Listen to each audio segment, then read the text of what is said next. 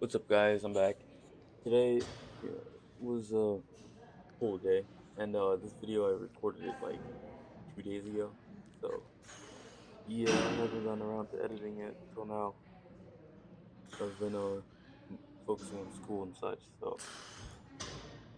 yeah, I'm gonna try to lock back in soon because winter break is coming.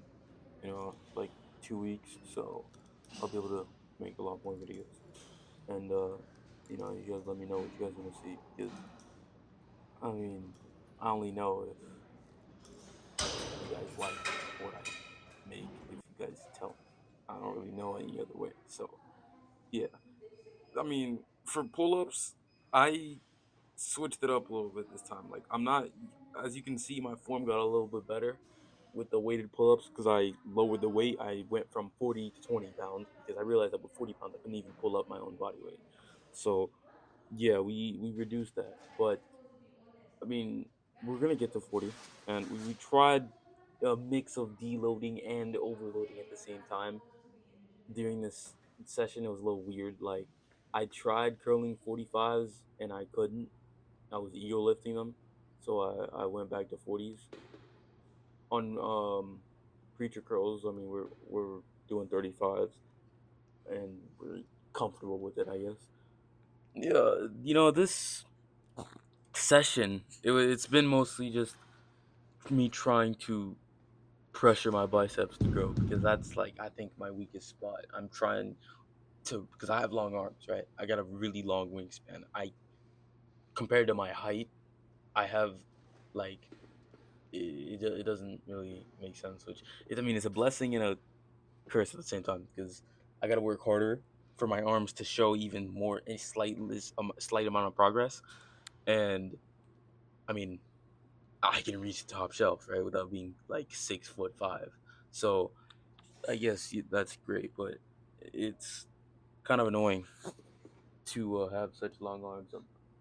So yeah, I'm just pressuring my arms. Like you'll see a lot of times in my push days and my pull days, I prioritize my biceps and triceps so much because I want my arms to get bigger. But besides that, we've been grinding like always. The goal is to be the best. I've been seeing a lot of stuff on the internet and such about what's it called? Just mogging or whatnot, or just people willing to take like the shortcut to I'd say success or growth by like taking steroids or peptides or doing like that extreme looks maxing stuff. And then in the end, it's all stemmed in insecurity and comparison, and you eventually don't ever get to enjoy what you have. It is true that I'm never going to be satisfied with my physique. I'm never going to be satisfied with my progress. I mean, I'll look back and I'll notice that I made it, it changed, I'm better, and that'll make me happy. That's what keeps me going. But I'll never be satisfied, and I like to keep it that way because that's the way. As long as you're hungry, you can keep chasing at it. If you're sated, like it said this in the Bible too.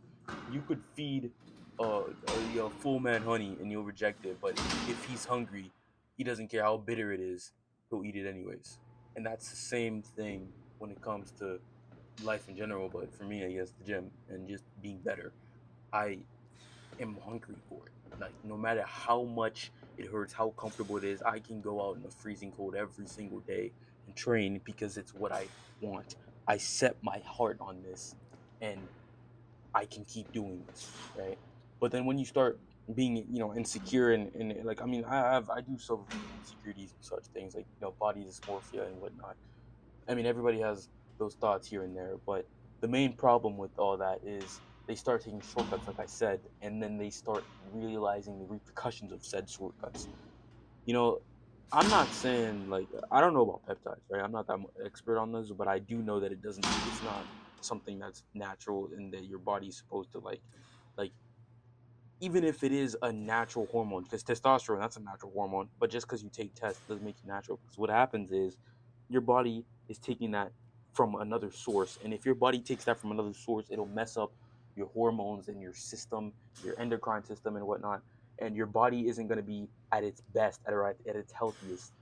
You could probably live decently enough, I guess, but it wouldn't really like be a good life because you live for what you live to you're like what 25, 20, 30 even, but then by the time like within the first year or two of using steroids and peptides and all that other stuff, you start noticing side effects, and some of them may be light, but a lot of them aren't, and the long-term effects are just crazy.